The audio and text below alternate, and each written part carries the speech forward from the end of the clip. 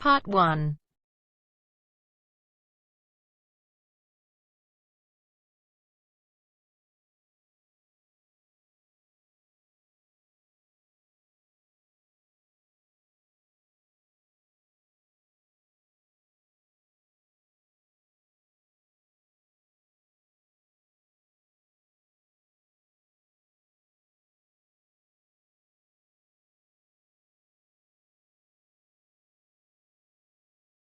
Renting an apartment.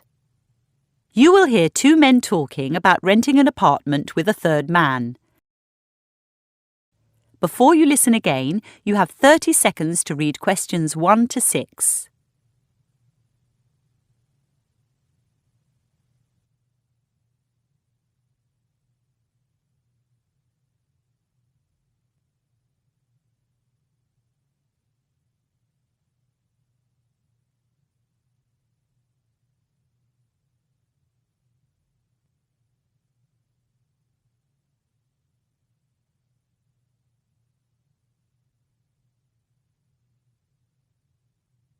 Hi, Jack. Sorry I'm late. No problem, Peter. We're still waiting for Mike. So, what do you think about 96 Hobson Street? It's great. You don't think the building's too noisy, so close to the motorway? It depends which apartment we take. What are our options? At the moment, there are 2 apartments available. One on the 4th floor, the other higher up. Do they get views? Apartment 1520 does. Last night I went online and took a virtual tour of the building. One thing I noticed was that 3-bedroom apartments have only 1 double bedroom. Mostly that's true. But apartment 414 has 2. What about bathrooms? A single bathroom in each apartment. And balconies? 414 has 2 small balconies off the bedrooms. The kitchens in the tour looked good, but I can't remember whether they come with a dishwasher and a washing machine. Yes, they do. The kitchen in 1520 is quite small, but there's a large L-shaped living room to compensate. I know Mike's got a car. Is there a garage? Secure parking is limited to tenants who pay over $600 a week. How much is the rental on the apartments you saw? 414 is $450 and 1520 is $610. That's quite a difference. Yeah. And 1520's only got 1 double bedroom, right? Uh-huh. But it's facing away from Hobson Street, so it'll be quiet, and Mike's car would be safe. Right. I'm planning to sign the lease on Friday. The agent wants it to start in the 2nd or 3rd week of March. I'll be away until the 8th. All right. Let's have it start on the 9th. The 9th sounds fine. Before you listen to the rest of the conversation, you have 30 seconds to read questions 7 to 10.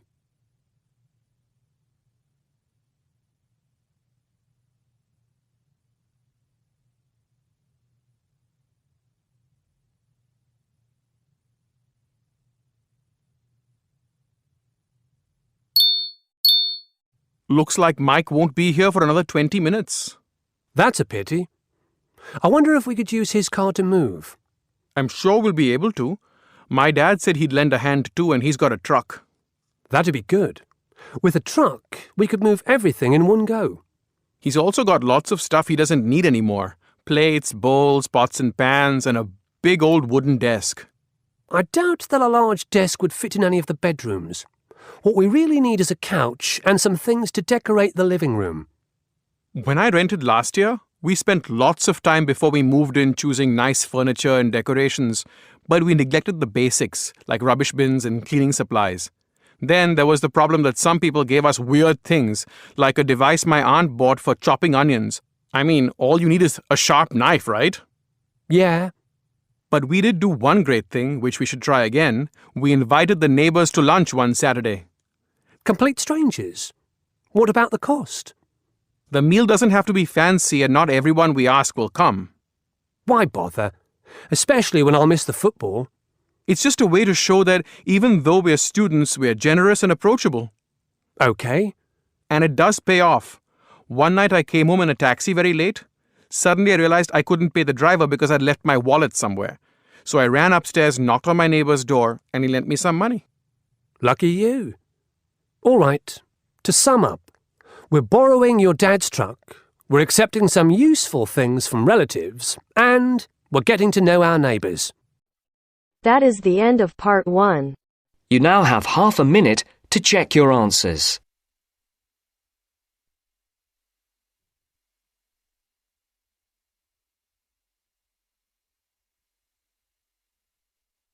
Now turns to part 2. Part 2. Beekeeping for beginners. You will hear a man talking about beekeeping for beginners. Before you listen, you have 30 seconds to read questions 11 to 15.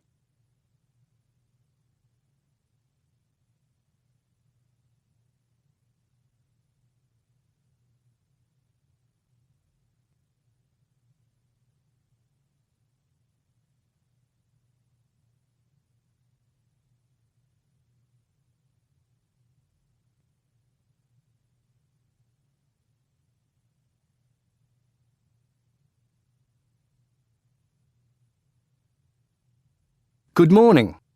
As you may be aware, all over the world, bees are under threat. For their survival, the goodwill and hard work of enthusiasts like you is vital. Today, I'll present some facts about bees and beekeeping. Then I'll show you a Langstroth hive, which is a type commonly used by beekeepers. Bees and bee products can be eaten, and beeswax used to make candles and cosmetics. And of course, bees pollinate plants, so are essential in agriculture.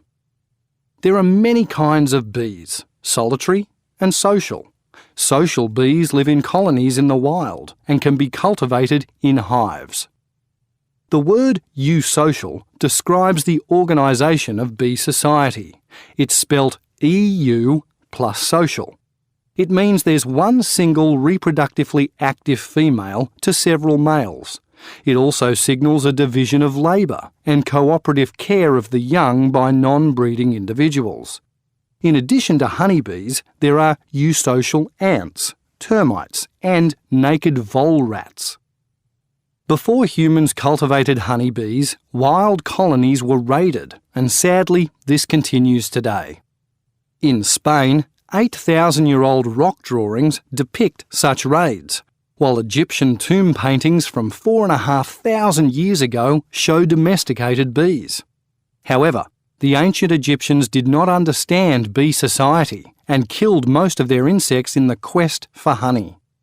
Hives with movable parts that ensure continual honey collection and the safety of the queen were designed just 170 years ago by the American Lorenzo Langstroth.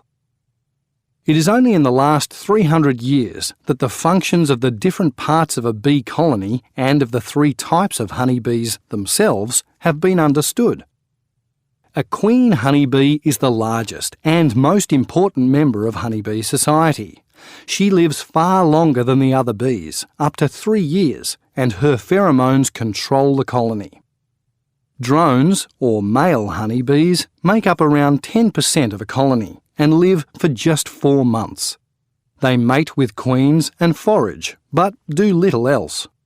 Female worker honeybees, constituting 90% of a colony, have a mere 6-week lifespan, yet they are the busiest creatures, guarding, cleaning, nursing, fanning and foraging. The queen lays eggs after she has been inseminated by a drone while flying in the open air. She can lay up to 2,000 eggs at one time. When unmated queens hatch from those 2,000 eggs, they will fight to the death, or one will fly away with a swarm to form her own colony elsewhere. The beauty of a Langstroth hive is that a beekeeper can separate out the laying queen and easily kill egg cells containing potential queens. Before you listen to the rest of the conversation, you have 30 seconds to read questions 16 to 20.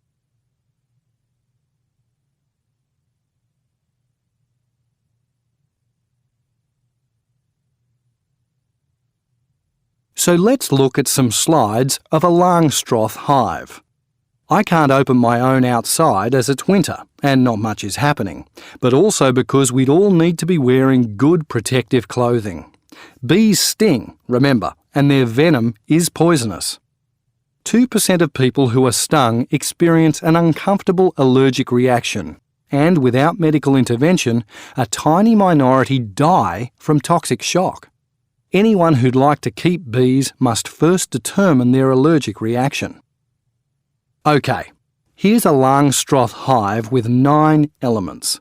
It stands at 1.5 metres and contains extractive boxes, from where you take the honey, and a brood chamber, where the queen breeds.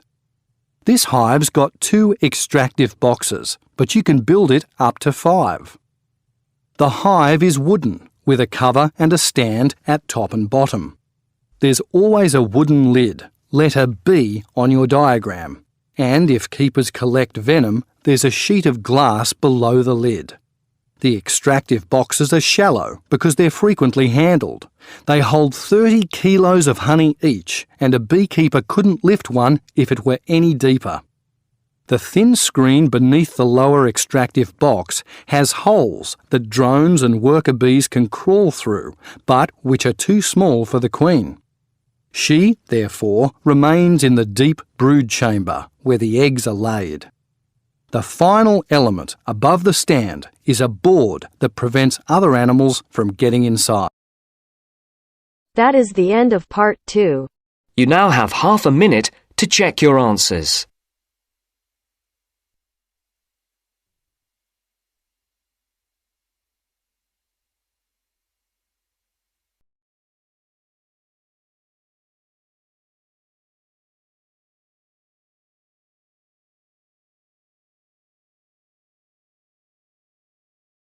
Now turns to part 3. Part 3. You will hear a woman called Tanya talking to her friend called Simon, who lives abroad. Tanya is planning to visit Simon. First, you have some time to look at questions 21 to 24.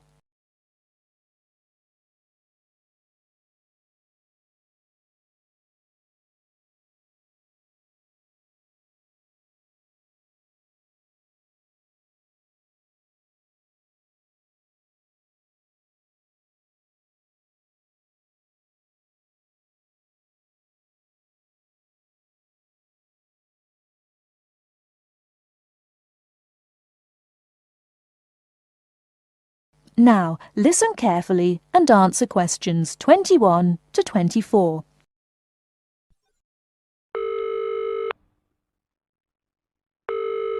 Hello? Hi, is that Tanya? Yes, Simon. Lovely to hear you. How are you? Very well, and we're so looking forward to seeing you. So am I. Now, I don't have a lot of time, I'm afraid, so I wanted to make sure we've got all your details. Have you confirmed your flights? Yes, I'm definitely coming on the 22nd of June. Excellent. Have you got your flight number? Not with me, I'm afraid, but I promise I'll email it. Let me make a note of all this. Yes, do, because one of us will try to come and collect you from the airport if we can. I presume you'll be coming into Terminal 1? I don't know. I'll have to find out which one it is. Yes, you must. We don't want to be waiting at the wrong one. But hang on, I'll be arriving at about lunchtime, and that'll mean you have to take time off work to pick me up. You really mustn't do that. Look, we're not all that busy at work, and if there's a problem, I can text you when you arrive, and you can take a taxi. Okay. There's a really good company called Pantera. Can you spell that? It's Pantera. They have a stand at the airport. You can't miss it, and they're really reliable. Great, thanks. How far are you from the airport? About 40 minutes. And you're near the city centre, aren't you? We're east of it, actually. Don't tell the driver city centre because you'll really get caught up in traffic. Okay, and I'll make sure I carry your address with me. Now, have you got my mobile, cell phone number? Yes, you sent it last month. But I tell you what, I don't think I've got yours. I'd better have it now, just in case. Okay, and I changed it recently anyway. Ready? It's 07765 328 411. Before you hear the rest of the talk, you have some time to look at questions 25 to 30.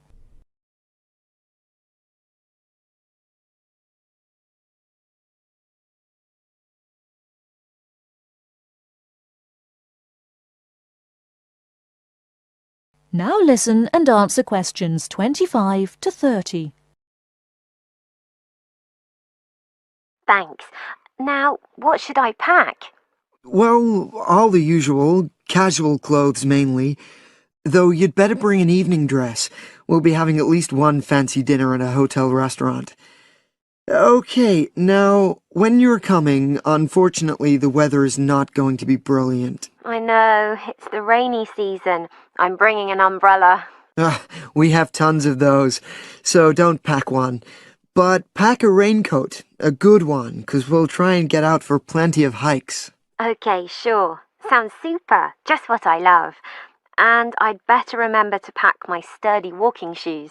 Excellent idea. It's pretty rugged round here, so they have to be tough. I can imagine. I'm so looking forward to getting out. Oh, Simon, before I forget, you recommended I read a book about your area. Yeah, What was the name again? I'd like to read it to get an idea of the history, etc. it's called Mountain Lives, and it's... Hang on, I'm just writing it down. Okay, And it's by Rex Campbell.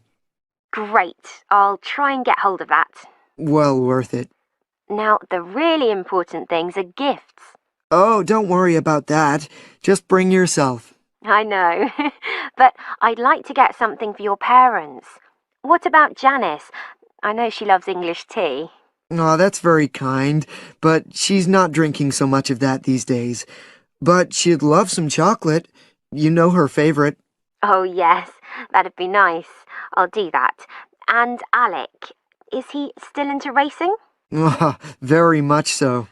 I was thinking of bringing a calendar, with horse racing pictures. What a good idea. He'd love that. Great. So that's about it, I think. Yes, I think so. So you'll send me your number again?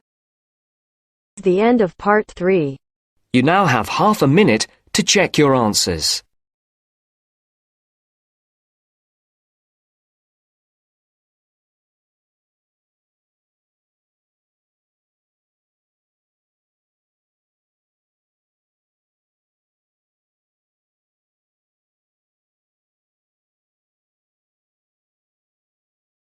Now turns to part 4.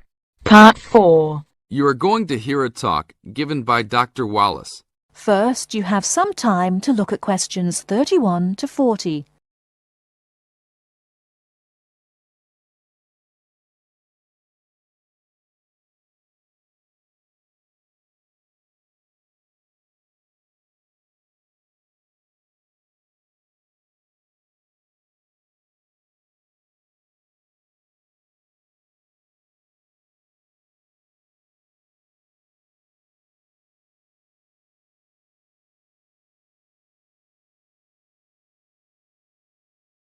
Now, listen carefully and answer questions 31 to 40. Good afternoon. I'm glad you all found your way here. Now I'd like Dr. Wallace to introduce us to the Arboretum. Good afternoon. Although at first glance the Arboretum may look like a park, it is a research and teaching facility that also provides a place for people to develop a positive relationship with nature. When the University of Wisconsin-Madison purchased the land, mostly during the 1930s, much of it bore little resemblance to its pre-settlement state.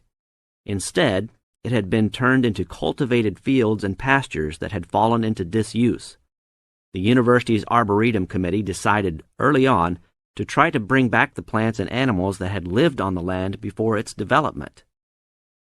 Though they may not have anticipated it at the time, the committee's foresight resulted in the Arboretum's ongoing status as a pioneer in the restoration and management of ecological communities.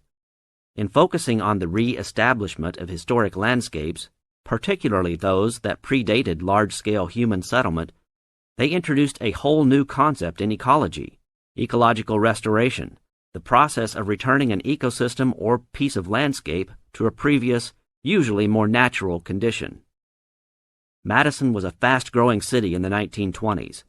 Fortunately, some leading citizens recognized the need to preserve open space for Madison's residents. Most of the Arboretum's current holdings came from purchases these civic leaders made during the Great Depression.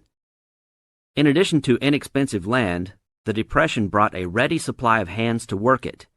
Between 1935 and 1941, crews from the Civilian Conservation Corps were stationed at the Arboretum and provided most of the labor needed to begin establishing ecological communities within the Arboretum.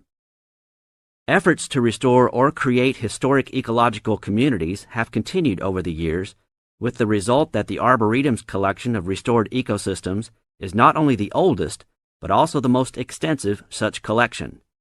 In addition to these native plant and animal communities, the Arboretum, like most arboreta, has traditional collections of labeled plants arranged in garden-like displays.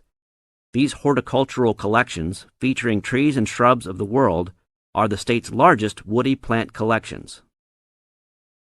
That is the end of part 4. You now have half a minute to check your answers.